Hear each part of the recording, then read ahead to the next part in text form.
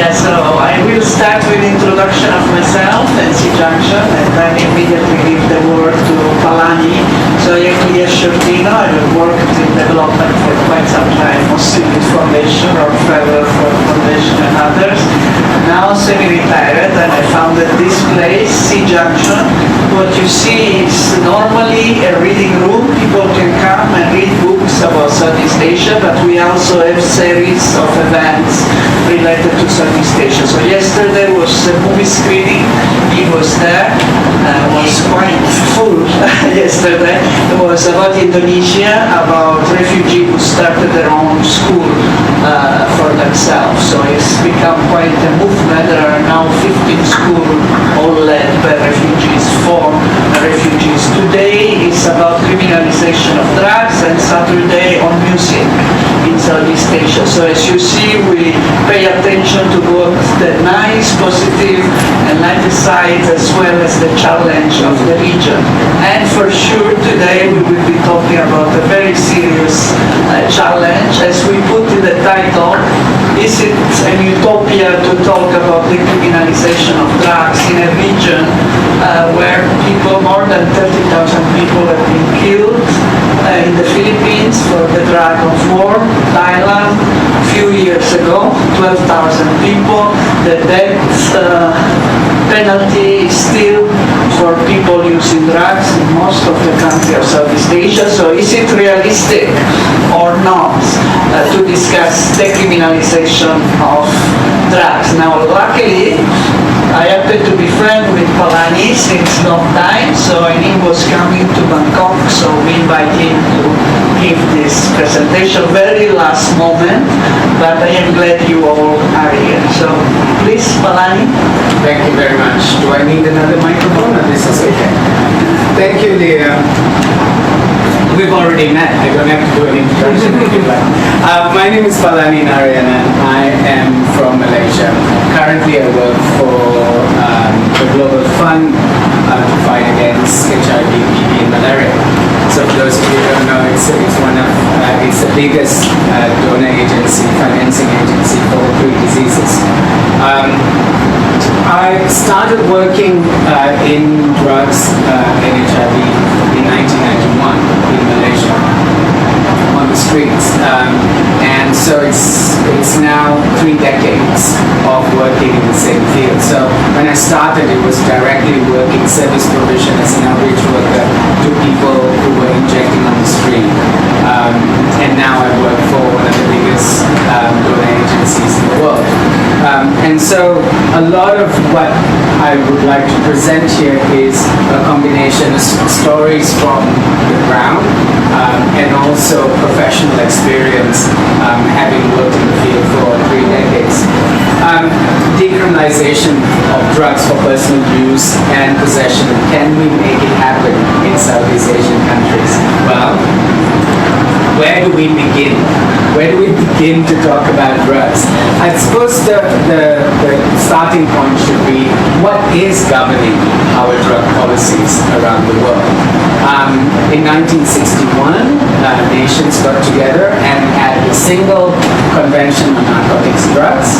The second time in 1971, they included psychotropic substances, and then the most punitive of them all came in 1988 when they had the third convention, UN Convention against illicit traffic in narcotic drugs and psychotropic substances. Now, many of you would have also heard of war on drugs, and that was made famous by President Nixon in 1969-1970, when he was really facing a lot of political problems, and then the war on drugs was announced, and immediately went on to arrest and incarcerate anyone who was suspected of dealing with or using drugs. And of course, it very much impacted on the African American communities and the poor communities of the United States.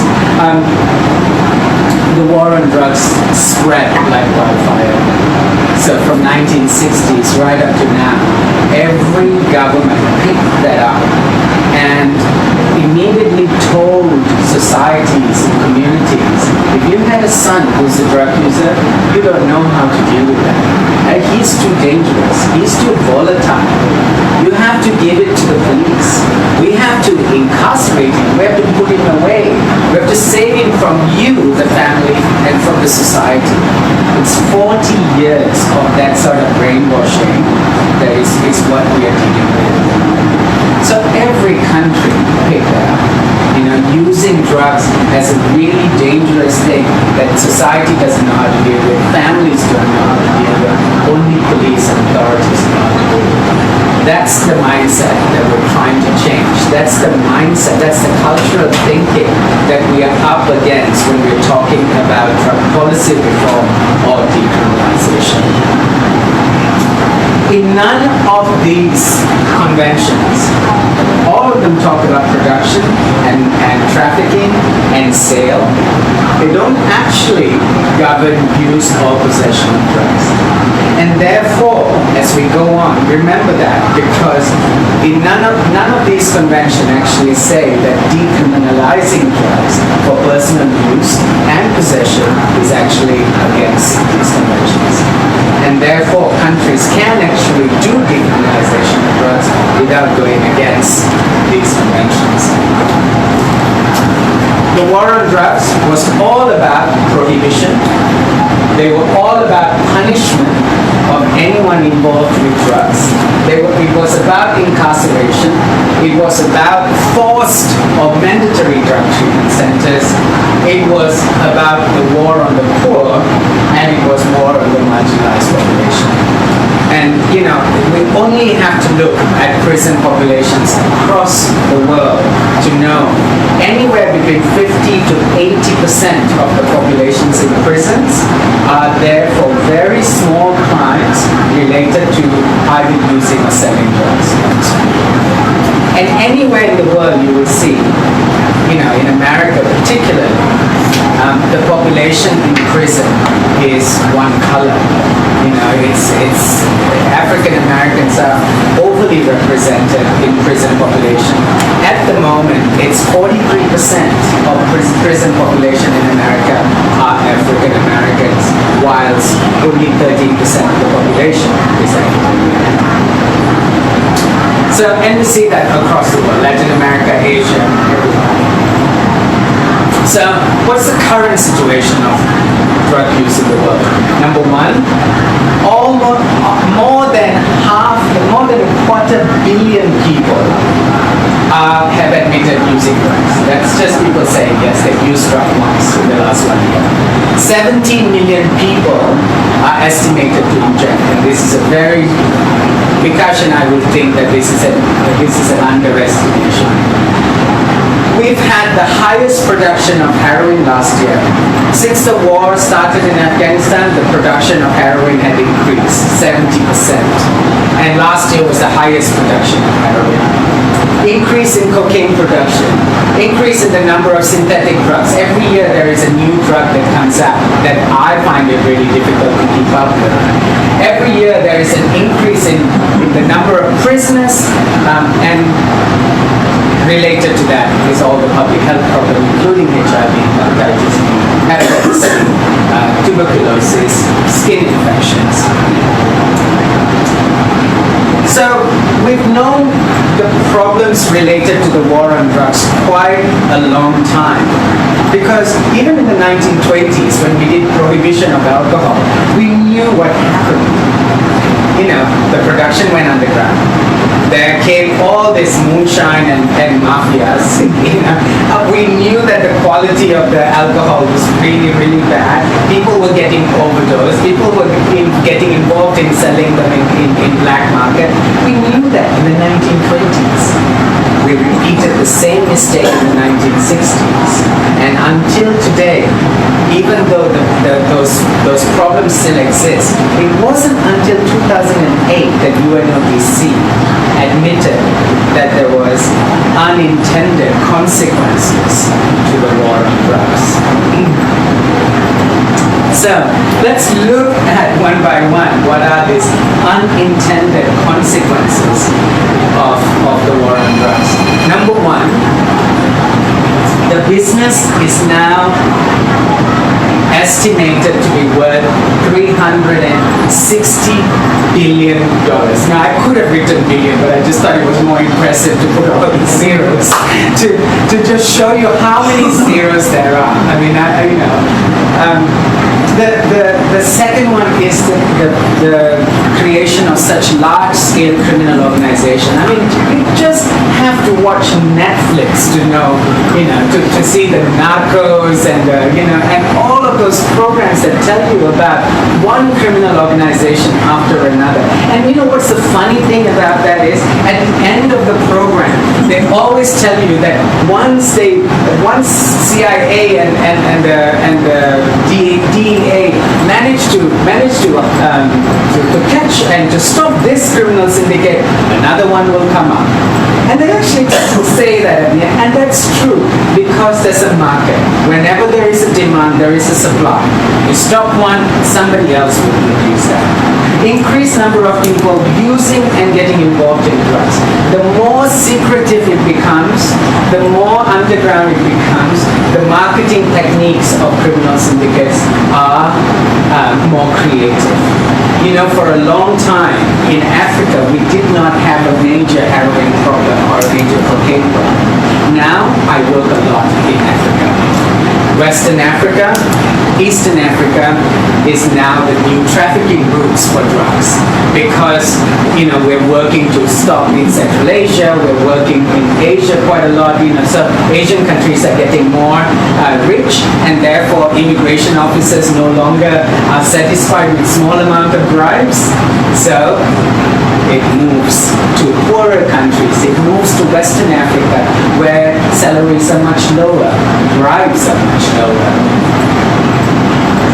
As those routes move, more population are exposed to drug using and more populations are exposed to injecting, more populations are exposed to HIV, hepatitis, more populations are exposed to violence.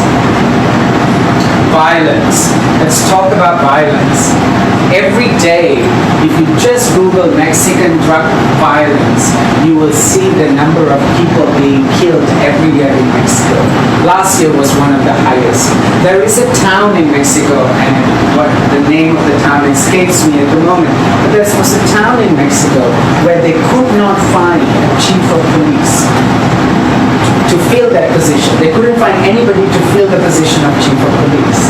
That a 21-year-old female student from the police academy put up her hand and said, I will take the role.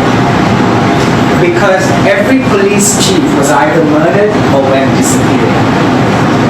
And she put up her hand and said, yes, I'll do it. A year later, she's missing. So this is Mexico. This is also what we call narco states, the creation of narco states. Narco states are when all the legitimate agencies in the country has been infiltrated by organized crime. So everyone working in the legitimate agencies are either on the take or actually running the business. And there are several states, several countries in the world at the moment where there are narco states because their organized crimes earn far more than what the country can earn by itself. Narco states. We find large number of people incarcerated and prisons are overcrowded. We'll come back to prison as a special issue. Specifically, there's a lot of impact on women. And we often think that, because drugs are predominantly used by men, it doesn't impact a lot on women. But in fact, there's a huge amount of impact on women. I'll tell you one story. Tajikistan. Tajikistan is a very poor country. When the Soviet Union, USSR broke up, it became independent, but it didn't have a lot of jobs. 60% of Tajik men who are eligible to work actually moved to Russia because they can't find work there, so they moved to Russia. So when they move to Russia, it's a really arduous long journey to Russia. They leave behind their wife and 2 kids at home. And they go to Russia to work, and in Russia, to get a working permit, you have to find a way of usually getting married to a local woman. It's the best way to find a working permit. Very often the men stay there, they either get married or it takes them 2 years before they can start sending money.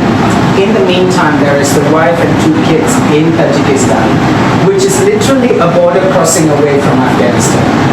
And the wives there are selling potatoes in the market to make ends meet or to feed their kids. And they are in the market. Along comes the Afghani drug lord, crosses the river, comes over and goes, "Oh, you are so pretty, you're so young, what are you doing selling potato?" And then she says, "Oh, what to do? My husband is gone, I've got 2 kids." And he said, "I can change your life. All you have to do is carry this one parcel, go take the train to Russia, nothing will happen to you, I'll take care of everything. You go down to Russia and you come back, I will set you up with a house and I'll send your kids to school. This is how much money you get." And the woman actually does it. She's desperate. She's really poor. She wants to send her kids to school. So she takes that parcel. Russian police and Tajik police stops her and she gets 12 years. So I've been to prisons where there are women who are there for 12 years from the age of 16, 17, 18, right up to 65. And their kids end up on the street. There are so many stories of how women are used as mules and get affected. And there are so many prisons around the world. If you go down to Latin America, some prisons, 80 to 90% of the prison population, the women are there because they did a small crime. And I call this the crime of poverty. They committed a crime of poverty to survive. And they're there for 10, 12, and sometimes for life. Unintended consequences. And in Asia, we had mandatory drug treatment centers. In Malaysia, for example, we used to have 28 of these mandatory drug treatment centers. Vietnam had 06 and 05 camps. Many places in Asia had mandatory drug treatment centers, which are nothing more than prisons with cheap labor. Only because people use drugs. So, I told you the story of Tajikistan. In Malaysia, the impact on young people. When I started in 20, I didn't even know what these conventions, what these policies were. But what I did know was that a young person at 18, I was 20 at that time, 20, would go to this drug treatment center. If you get caught in Malaysia for using drugs, you were sent for 18 months into one of these centers. At 20, these guys will go in, and when they come out, their hair will be shaven. The police will actually shave their head before they're sent out. So not only does the shame that you are a drug user who just went to Pusat Serenity follows you, there's also a physical reminder when you're sent out that you're. So parents were so embarrassed by the fact that their children were drug users that they would move.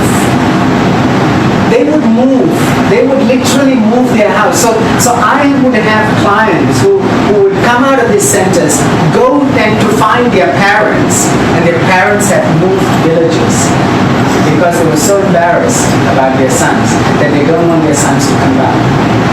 They don't want to see their sons. Where do these boys end up? They come straight back to the place where they were caught, which is the familiar place where they were using drugs. It's a pattern that continues over and over again. In Bangladesh, I met a 12-year-old boy who was injecting. He was 12 and he was injecting.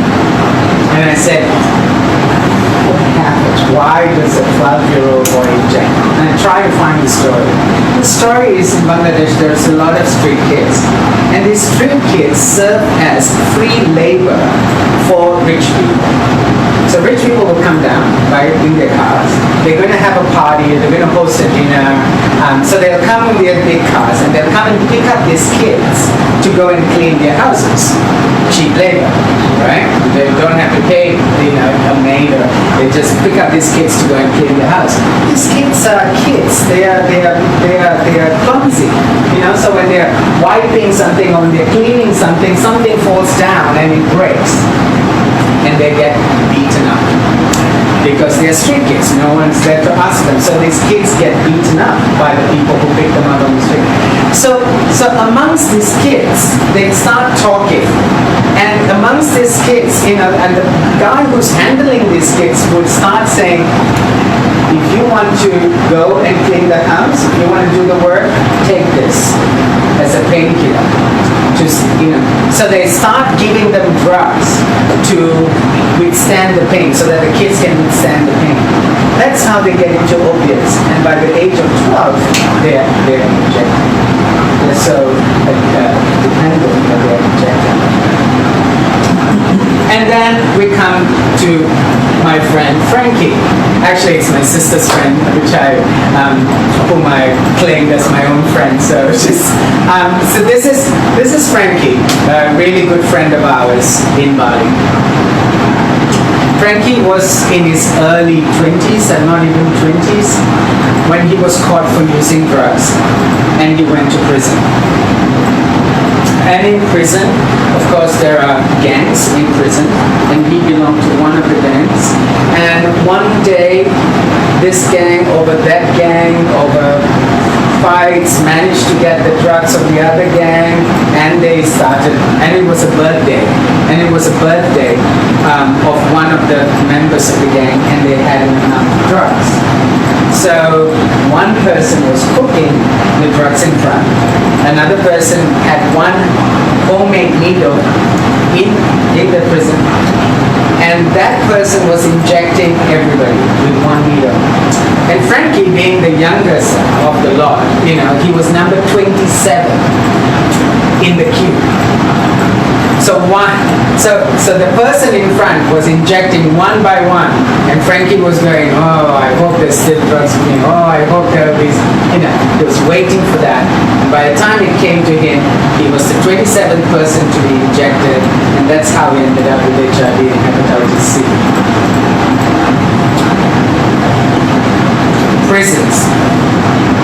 We send a lot of our kids, a lot of young people to prisons. When someone at 18 goes into prison for a petty crime that they have done, what they do end up is graduating as bigger criminals. Because, the conversation in prison is like, hey, what are you here for? And, I'm here for, because I broke into the house over there. And that guy would say, you are so stupid. Why? How could you do that? You have to wait. You have to go to this place at this time. The security guard, at 7 o'clock he goes away. And then at 7 o'clock, that's when you have to go. And this is how you do it. The conversation is all about the crimes that they have committed. So people learn more about crime and how to do crime and how not to get caught. The irony of it all is what people learn in prisons. So why would you send someone with a small little crime, a crime of poverty, with people who have done major crimes? Why would we do that? And the stigma of having a criminal record. You can't travel. You can't get jobs. You can't find housing in some places when you have criminal records. If I had a criminal record for using any kind of drug, I can't travel to so many countries, and I can't get many of the jobs that I applied for. It's incredible that for the reason of smoking pot or using a little bit of drugs or having something, we actually give people criminal records that follows them for their entire life. The drug doesn't cause as much harm as that criminal record does. And this is what Kofi Annan said, almost 15, 20 years ago. Kofi Annan said, drugs can be harmful to people, but government policies, bad government policies and bad policies that we do, it can be far greater threat and far greater harm than these drugs. And that's true. And we see that quite a lot. You know, any drug does carry with it some sort of risk, but that risk is nothing compared to imprisonment, nothing compared to policies. Did you say 10 minutes? So this is the scorecard that we have. Too many people in the world have died because of the war on drugs. Too many people, families have been affected. Too many children have lost their parents. Too many women have been treated unfairly. And too many young people have lost their future. All of the conventions from UN has one aim. And the aim of these conventions is to safeguard the health and well-being of its people. If you read all of the conventions. And the irony of it is none of them safeguard the health and well-being of the people. None of them. So it's time to question why we are following this convention. So it's time for a change. All of these countries, from Latin America to North America to Middle East to Europe, a lot of countries, there are now about 30 countries that are moving towards decriminalization of drugs in one form or another. Either legalization of marijuana, legalization of medical cannabis, decriminalization of different types of drugs. Portugal is the first country that bravely came out in 2001 and decriminalized all drugs. Are you from Portugal, Rafael? Oh, yeah, well done, everybody. Well done, Rafael. See, he's smiling. Yes, well done. So Portugal had decriminalized all drugs without you. Okay. And so, how did this happen? Why did this happen? And what can we learn from it? In 2001, in the late 1990s, Portugal had serious drug problem. And Antonio Guterres, who is now the UN chief, was the president or the prime minister of Portugal. And he said to SICA, which is the body that governs drug treatment in the country, Mr. Wow, he said, look at what needs to get done. Get together a group of people, do a research, and figure out what needs to get done. The only thing I want is that it doesn't contravene with the UN conventions, but you can do whatever you want. So, got together a group of people, did a big study, and the study recommended that the best thing we can do is to decriminalize all drugs. And how do we do it? We put a threshold of, we differentiate between what is a personal use and what is for sale, and for all drugs. And that they decided as a 10-day consumption. So for example, you now can carry 10 ecstasy pills in Portugal and you will not get a criminal record. Yeah? So that's considered for 10. So they had a threshold of drugs. The next thing that they did, they expanded their methadone treatment. Previously, they already had a lot of methadone treatment, but they expanded it everywhere. So everywhere in Portugal now, there are easily accessible, medically assisted treatment all over the country. Then they also decided that instead of going to the courts, they can have a different mechanism, which is the Dissuasion Commission. So they started a commission of Dissuasion Commission, where there is a lawyer, a psychiatrist, and a caseworker who would meet with the offender and then will decide what is the best sort of punishment for, not punishment, but for, but the consequence. So 85% of the people who came to the Dissuasion Commission do not get any kind of referral or punishment. Only 10 to 12% of people get referred to methadone treatment. And this is in line with our understanding of people who use drugs. If you have 100 people who use drugs, only 10% of people go on to develop a dependence. About 90% of people are either using using it experimentally, regularly, or occasionally, 90% of people are able to continue with their lives regularly. I know doctors and dentists and social workers and students and lawyers who use drugs and contribute to society, not just in their profession, but also as fathers, as brothers, as sisters, as, it doesn't, just because someone uses a drug once, they will become addicted is a real crazy notion that has been pushed onto us for 40 years through the war on drugs. It is not true. We need to keep saying that. So these are the results. They've reduced the prison population.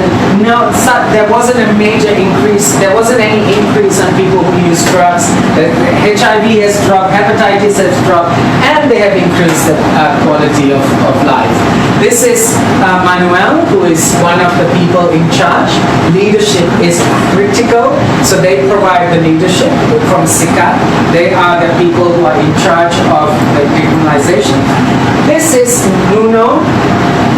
Nuno Portugal is one of the members of the Dissuasion Commission. So Nuno sees the people who the police send to them. So literally the way it happens is police, if the police catches you and they see that you have 5 ecstasy pills, so instead of sending you to court, instead of giving you a criminal record, they will give you a fine like a speeding ticket. So they give you a fine like a speeding ticket and say, within 48 hours, you have to go to the Dissuasion Commission. So within 48 hours, you take that ticket, you go to the Dissuasion Commission, and in the Dissuasion Commission, there are social workers who will figure out why you are carrying the drug, what you're using, and then they ask you to meet somebody like Nuno. And Nuno will decide whether or not you need treatment or whether you just need a slap in the wrist and you can go.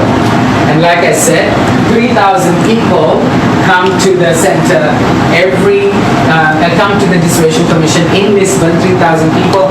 Only 12% of them were ever referred to treatment. Methadone, easily accessible methadone is expanded all over. This is a methadone bus. So in Asia, methadone is highly controlled drug. In Portugal, it's made really easy. You can go to this bus, you can take your methadone, go off. I was there, standing there when I took this picture. There were people coming in to take methadone. There was a taxi driver who came in, who drove up the taxi, stopped the taxi, came and took his medication, went on with the taxi. There was someone next to him. There was another construction truck that came in with 2 burly guys, really, really big burly guys. One was riding, and the other one with his torn jeans and his cap jumped out, took his methadone, jumped back on, and off they went. No stigma, no big hullabaloo around taking methadone. It's just, I have something that I have to do. I have to take the medication every day. That's what I'm going to do. No need to make a big deal out of it. It is addiction. I'm treating my addiction just like I'm treating any other disease or infection that I should have. So, what's happening in Southeast Asia? And what is happening in Southeast Asia? Okay. So there is a number of movements that are happening here. Myanmar is starting to relook at their drug policy and have started looking at criminalization or not of people who use drugs. We're not quite clear yet, but there seems to be positive movements in both Vietnam and in Myanmar. Once we have, it seems to be moving in the positive direction. We all know what's happening in the Philippines, which is what is most concerning to all of us. I think there is, the fact that it's so blatant.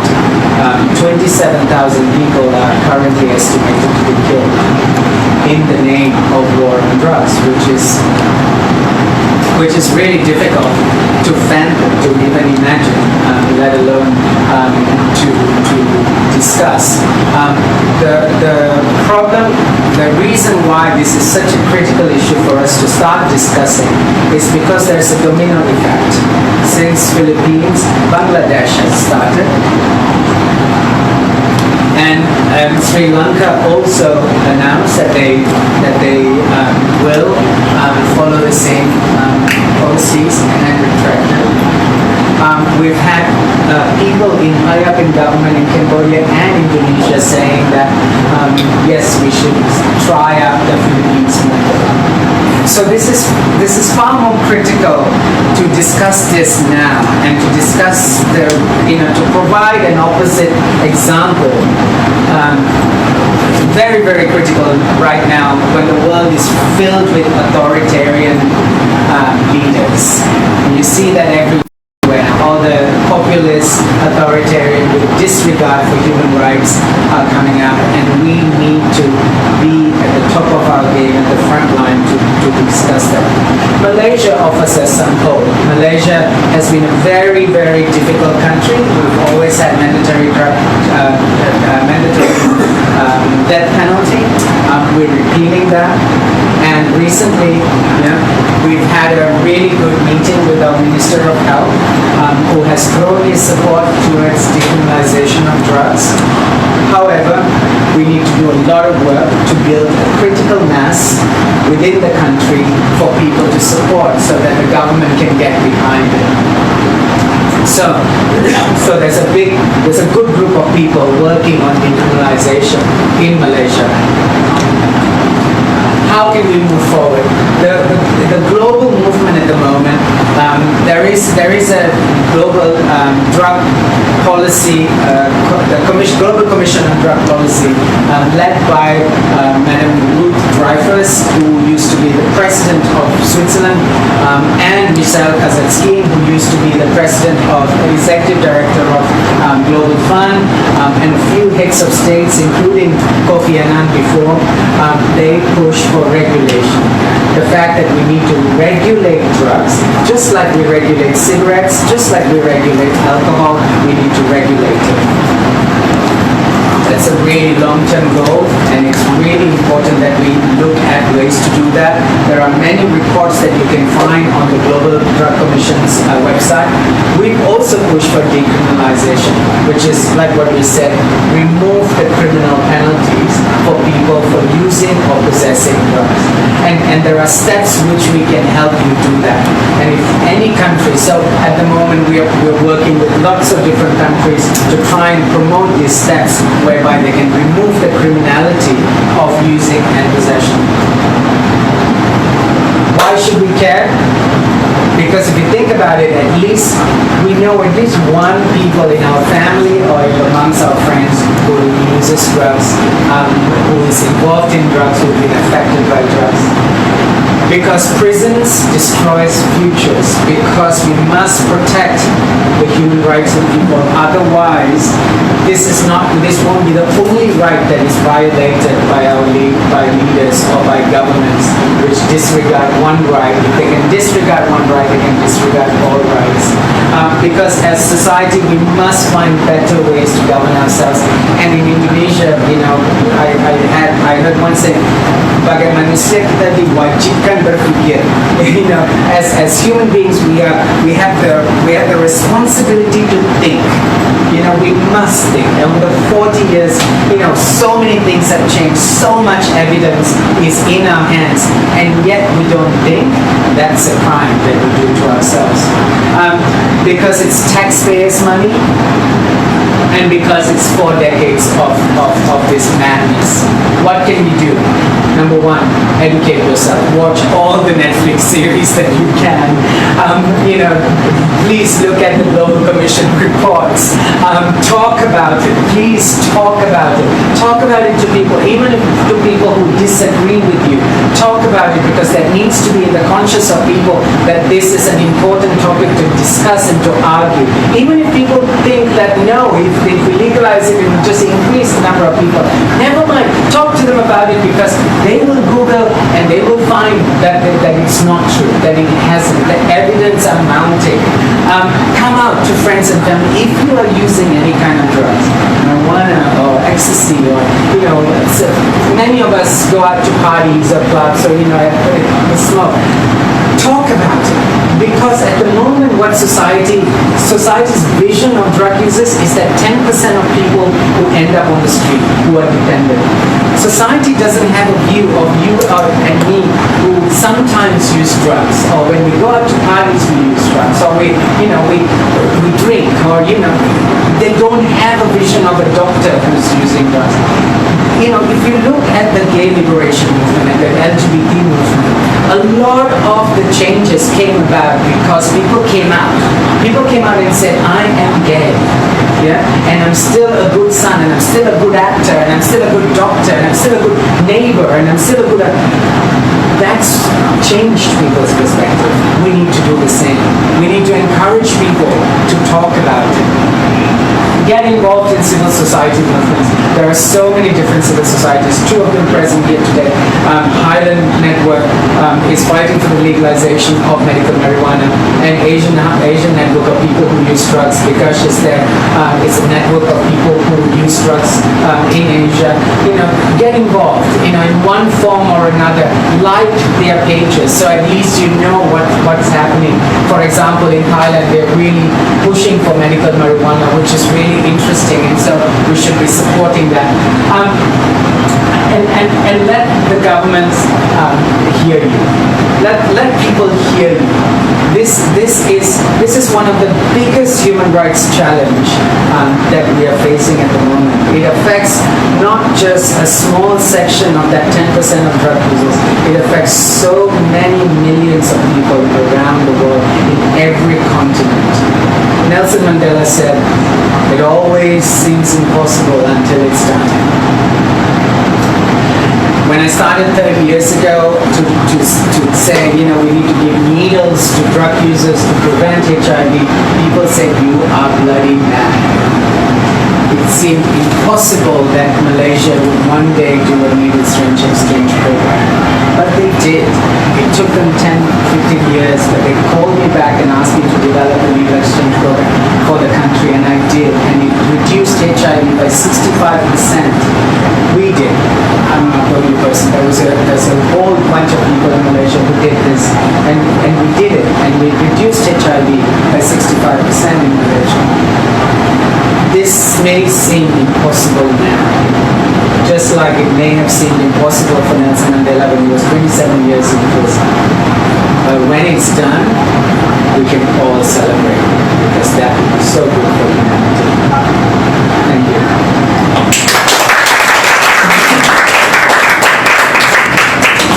Okay, so question, comments, if we take 3 first. If there are, And then we'll open up to Highland Network to talk about it. yes. Yes. One real quick one. For the Malaysia situation. Sorry, for the media. thank you. For the Malaysia situation, is that to do with the new government, or is it a certain broader shift that's happened? And most of what you talked about was about governments and maybe the international level. I was wondering if you had any initiatives that civil society organizations have done in countries where drugs are still criminalized. I'm thinking, for example, in the UK, there are increasingly drug testing centres at festivals and those sorts of things. Along those lines, are there other examples of things that have worked? Any other questions?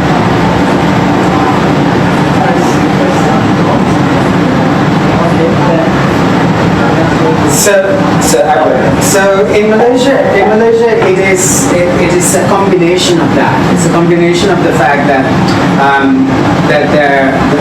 there were quite a number of doctors now who are working on drug treatment, so they're more exposed to the issue of drugs and issue of their patients.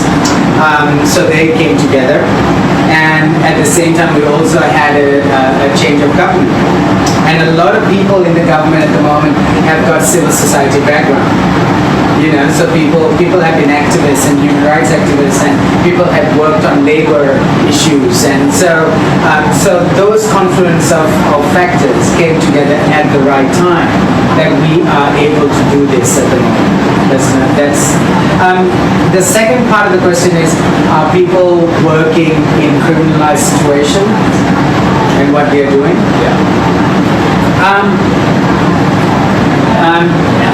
Because what is civil society doing in Asia around in such criminalized environments? Thank you for the question. You will need it.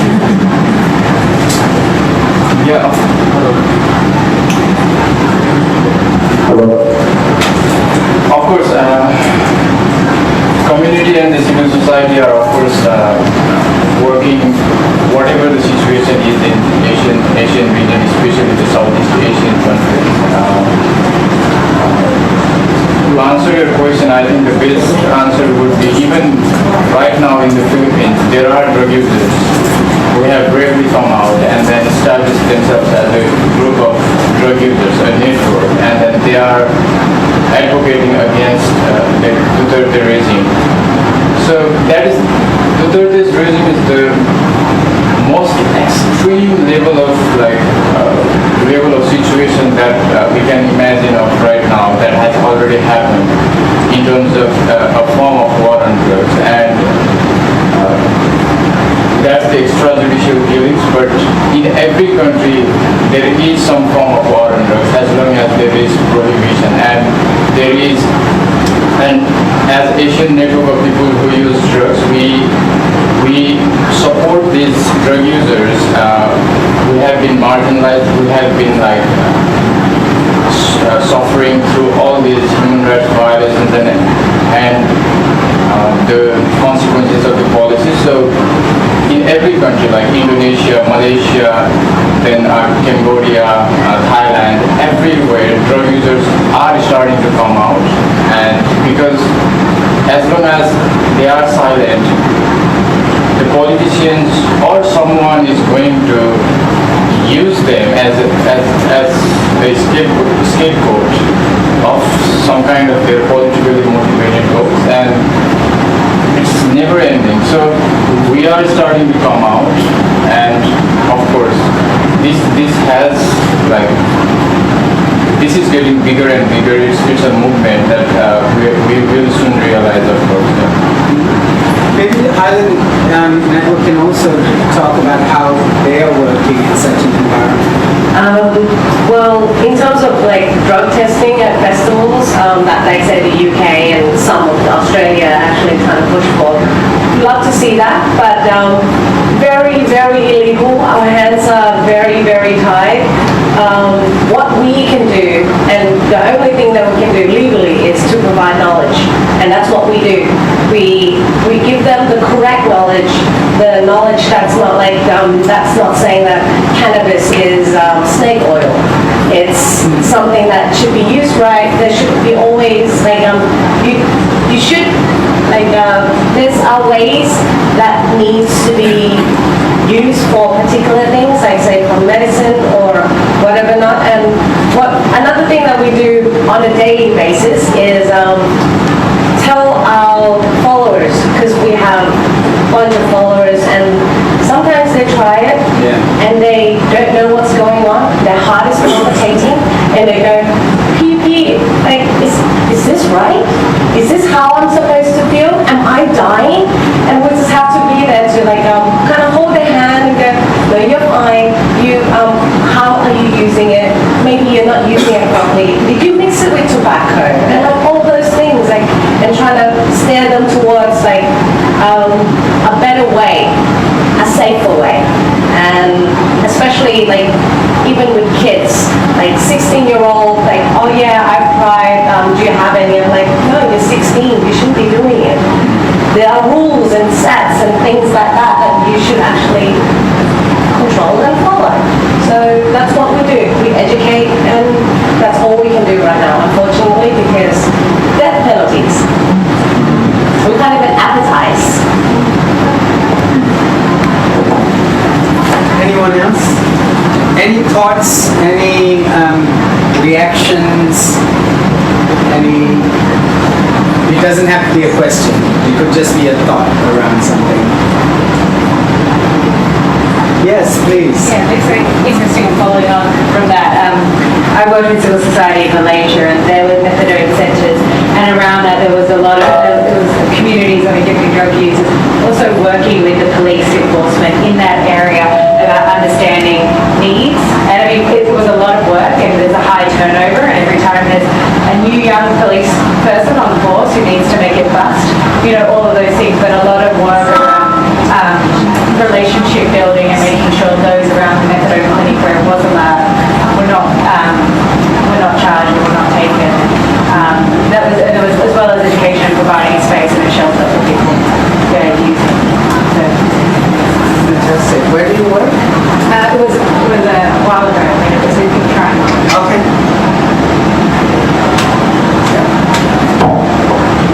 I'm assuming that we all of us in this room are like in a way like-minded and maybe support the topic that we have been discussing here. So there's a lot of misconceptions around drugs as well as around people who use drugs and those people who use and are dependent on drugs. So there's a lot of misconceptions, and people like Utopia and several local and national media keep on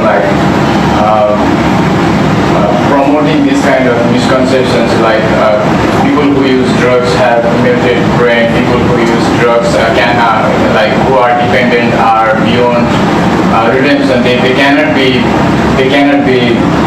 helped. They are gone now. It's rather they should be killed kind of misconception is there. So, and especially the rise of stimulant drug use like yaba and ice, or in Philippines they call it sabu. So the rise of stimulant drugs, it has shifted.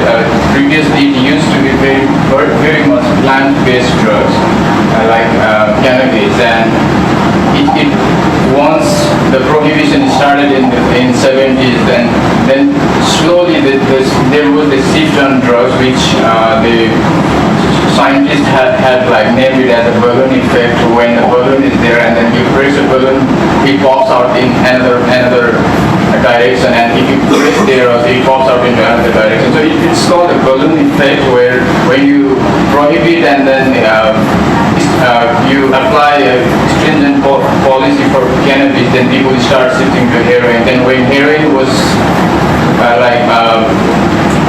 dealt with same measures, then the stimulant drugs have started. So every time we do something, there is now it is like totally chemical based drugs, which does not need cultivation in a large land, and because heroin is like you have to plant poppy plants like in a large area of land, and then that used to be very much difficult. Now the drugs that has evolved are very much chemical based, and then it can be like done within a small room, nobody will know, and so it has evolved. And the stimulant drug users have been now the most stigmatized with the Philippines war on drugs also. So that is also the reason we have this friend who has used ice for 25 years now, and he has a very good pattern of use. Like he never uses on Saturdays and Sundays because it's holiday, and because his purpose of use is to work. He wants to use so that he gets that energy, and then he wants to work for prolonged hours from Mondays to Fridays, and on Saturdays and Sundays he just spends time with his family and neighborhood. He has done that for 25 years. And so we're developing a short film on because he has this nugget of knowledge of harm reduction related to ATS use, which we had never heard of, and that's what we are trying to do. And the other thing that I wanted to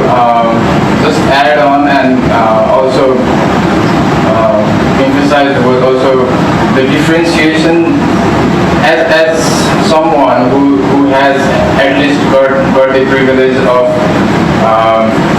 studying in a good school and then all this life that we had and we are here today, unlike some or few drug users who did not have that privilege. So we have that privilege to actually, we have smartphones and everyone. So we have to start differentiating between the effects of drugs and the effects of prohibition. People, due to all these misconceptions, it's merged in such a way that everything is effect of drugs. So when a person is not able to attend his schools, it's effect of drug for us. When a person is not able to perform in his job, it's an effect of drugs. No, it's not. The effect of drug is just the euphoric, the rush. That is the only effects of drugs, and the rest of the other things are the effects of prohibition. If there would be no prohibition and the drugs would be available in such a short time, maybe that kid would be able to just buy it, chase it, and then attend the school easily. So we have to start differentiating what are the effects of policies that are wrong policies and what are the effects of drugs. So until and unless we have the responsibility. So until and unless we start digging it ourselves without listening to the most of the time it's the we call it like the Americans problematization of drug use. They never let I'm sorry if they're but yeah, they have always tried to suppress and then try to avoid any such publication that would actually start the discussion of the benefits of drugs, and they have always tried or forced the researchers to be focused on the problems associated with drugs. So we don't know what are the benefits of drugs. Yeah. There are millions of papers around problems associated with drugs, but no one, and the papers that are like talking about benefits of drugs are so easily discredited. Even though they are from Drug Policy Journal or Lancet, they are discredited. People do not visit that, so we have to start looking around that.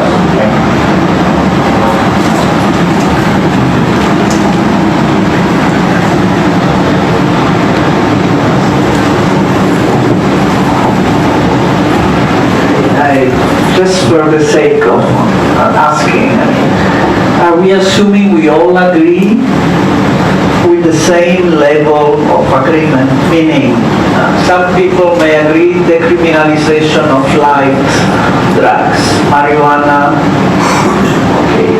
But when it comes to heroin, that is a different story. Or cocaine is a different story.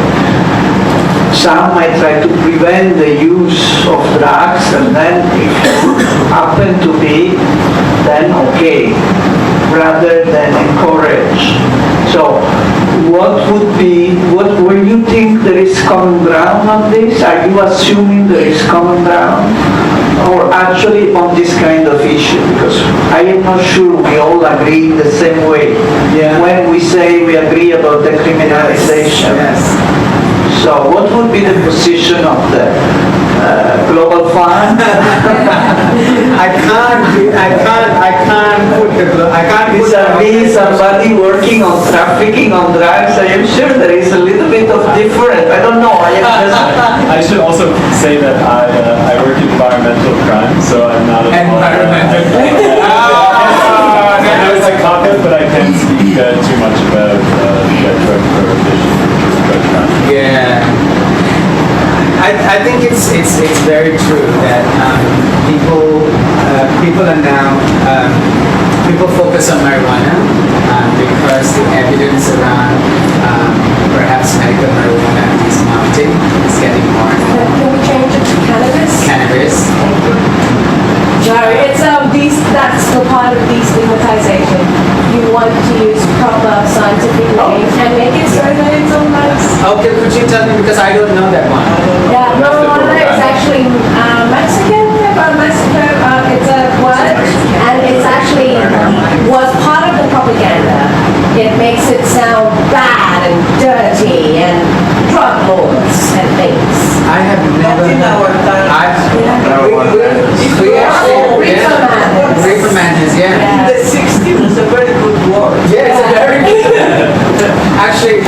internationally, I don't think it's a bad word. No, it is. You use cannabis Yes. and not marijuana. There you go. Then Scientifically, it's every day. cannabis. So And medically too. medical cannabis. Yes, yes. Okay. All right. So It's a medicalization. there's a medicalization of the term. Okay. Okay. Medical cannabis use. So some people stop at cannabis. Some people stop at medical cannabis and not legalization of cannabis for recreational purposes. I think Canada has taken a really bold step in the last 2 weeks to say that they would legalize cannabis for recreational purposes. They already right now. They do. Let's not publicize that because immediately someone watching there is going to go, see, it increases people to take drugs. No, that always happens. The hype and the excitement over something new will always make people go, oh, we can go and buy. The stock they ran out of stock on day 2, but it will be restocked, and I'm sure it will go back to normal levels again.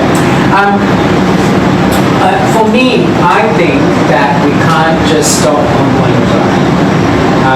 I think we need to open it up to all drugs, whether it's heroin or cocaine or amphetamine type substances, because of many reasons. Number one, if you think something is dangerous, if you think something can be very risky, why would you let the mafia into it? Why would you give it to the criminals to handle something that you think can be a danger to your population? That doesn't make sense. Heroin, in its pure form, has been used by people for decades as medicine, as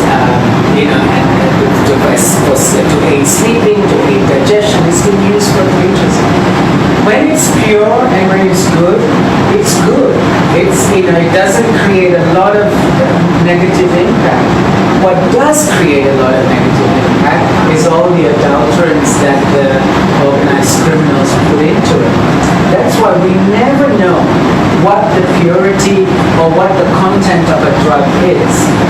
So what he was talking about just now around drug testing, pill testing, is a testing service where young people who are going to clubs or going to parties can take their ecstasy pill or whatever drug that is, go to this van, scrape off just a little bit, and then the people in there can test that and say, this one contains 25% MDMA and 75% shit.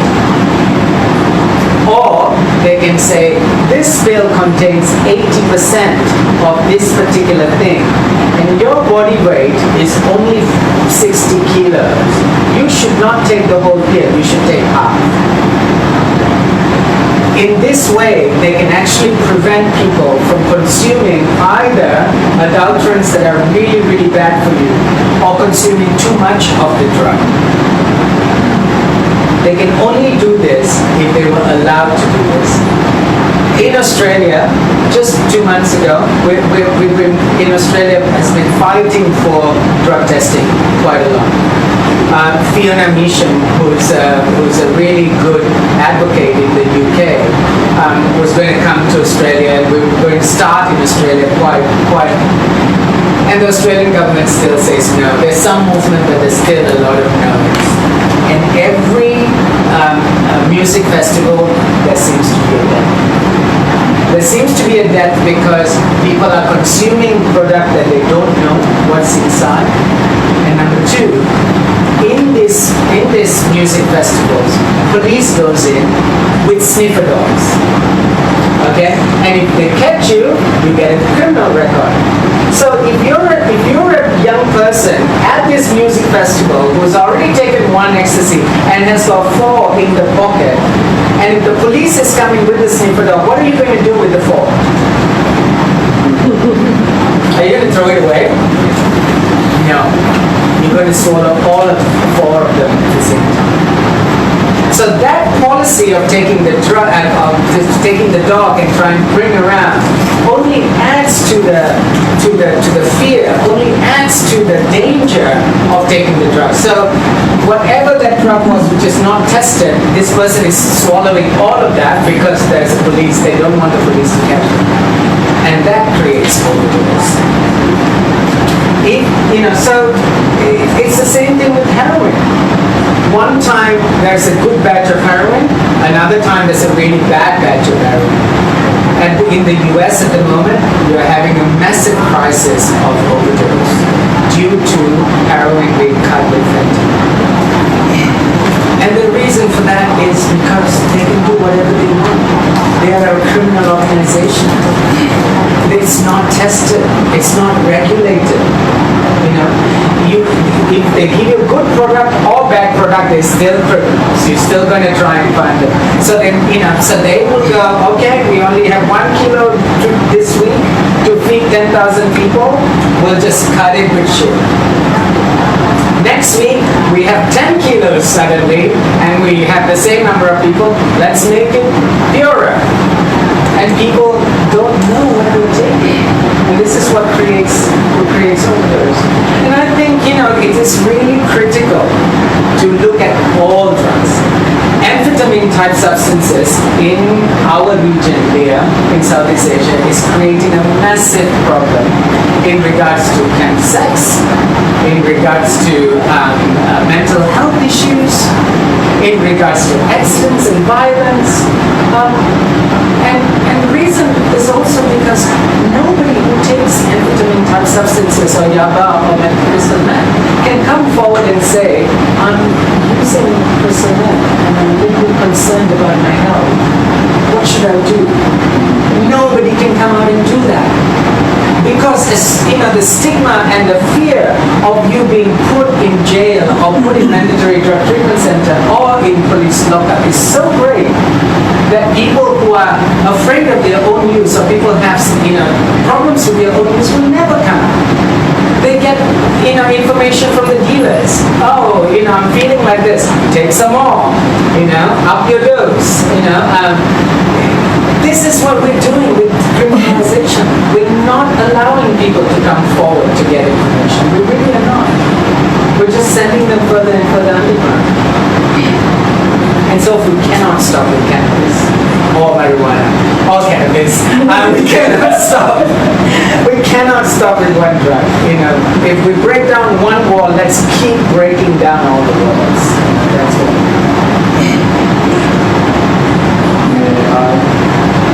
Yes, because okay.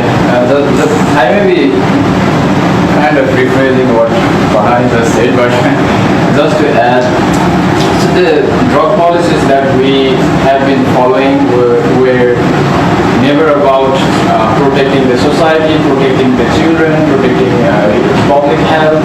So it was never about that. So when in the war on drugs was officially maybe that phrase was used by Nixon maybe during the 70s, but in the early 1900s when the Americans were facing this the black society starting to get empowered, and the Chinese coming into the country with heroin, and then the American girls spending much of their time using heroin with the Chinese, and the Mexicans, the Latin Americans coming in as immigrants to the country. So the drug policies were about that.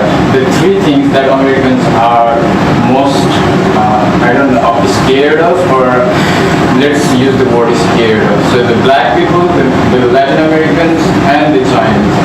So it was always about that. And when Americans started this, and marijuana was part of this campaign where they started this propaganda that the marijuana, people who use marijuana are hard to kill, and you even if you shoot 3 bullets at them, they will still come up like a zombie, and then they will still fight at you and then try to kill you.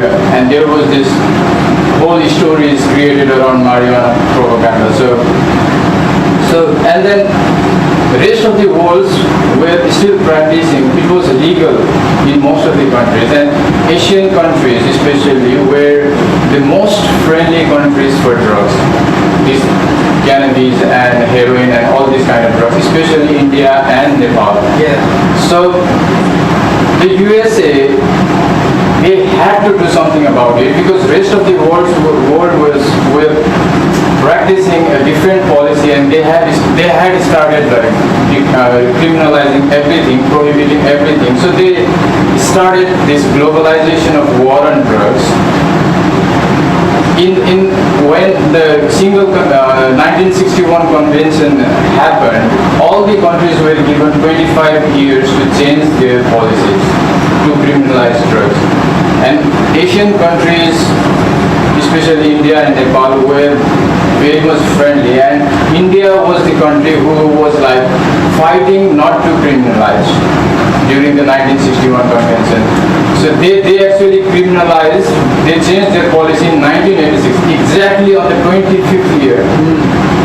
They waited until the whole 25th year and then they criminalized. So there is a book about hippies in Nepal where USA has given $50 million to King Virendra to criminalize, and overnight thousands of Nepalese people and all the tourists who were coming there to consume cannabis were criminalized overnight with $50 million.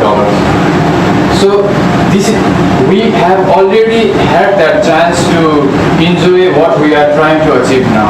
Our ancestors have lived that moment, and it was the right solution that time. And because of this silly policy, which has this like a mask of saving people, protecting lives of children, and all those things, we are now facing problems. And we started by abandoning the solutions, actually. So now, in many countries have started decriminalizing, and we call them progressive, but they are learning from Asian countries' history. Because the market, the retail shops that we are talking about in Canada or states of USA, they were available in Nepal, everywhere. There are still photos of these retail shops of cannabis and everything. Yeah. So, and the last thing that I wanted to say was about the legal regulation. Of course, we have to legally regulate all types of drugs. We cannot leave a single one of them, as Palani has already said, it's dangerous, and why would we leave that? So when we say legalization of drugs, the first thing most of the people would think about is, oh my God, drugs are going to be free for all. But what we don't realize is drugs are actually free for all right now. When it is criminalized, there is a black market that is dark. None of the country governments, neither UNODC nor any of the agency knows who is selling drugs, how it comes to the country, which routes are taken, how many gangs are there, where are the drug users living. Nobody knows this. So this is a dark era where nobody knows. Anyone can access drugs anytime, any drugs. Even a children can go to a dealer and ask. The dealer is not going to ask for ID card to check his or her age. So let's think about like turning the lights on. What will happen when we turn on the lights in the dark? Everything will be visible. Who is selling? Where is it selling? What is the purity of that drugs? Where is it coming from? Are they paying tax? So the legal regulation is actually turning these lights on and saving lives, so that everyone cannot access it. Some people can access it. After certain age, they can access it. So it's about that. Yeah, I think the time is okay. Last comment. I have a question. I preface this with I don't have the information or data on the scale or reality of this problem, but I'm interested in how does this discussion engage with the whole supposed increase in prescription use of drugs, and how does that sit? Is that an issue here, or like looking on over the counter, and how does that entwine with the discourse? Yeah, that's a really good question. I think that's a really big public health issue. But at least that's out in the open, and we can start finding strategies too. And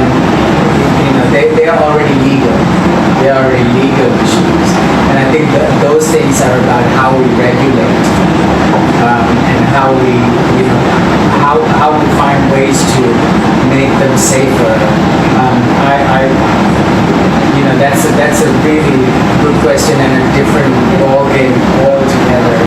It's like the fentanyl issue that we talked about in the US. Yeah. This, again, I thank you. You're very welcome. This is just the start of the discussion. I think still much more needs to be talked about how you convince the 90% of the population Yes. that decriminalization is good, not just the 15 of us, but still, I think this is, to talk to 5 you people. can come back again I'm happy. another time in the future.